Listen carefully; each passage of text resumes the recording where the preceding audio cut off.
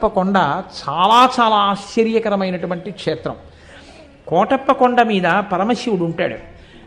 ఆ పరమశివుడు అక్కడ దక్షిణామూర్తి స్వరూపంతో ఉంటాడు. దక్షిణామూర్తి స్వరూపంతో ఉన్నటువంటి పరమశివలింగం ఉన్న ఏకైక క్షేత్రం బహుశः కొండ మీద నాకు తెలుసున్నంత వరకు ఆంధ్రదేశంలో కోటప్ప కొండ ఒక్కటే.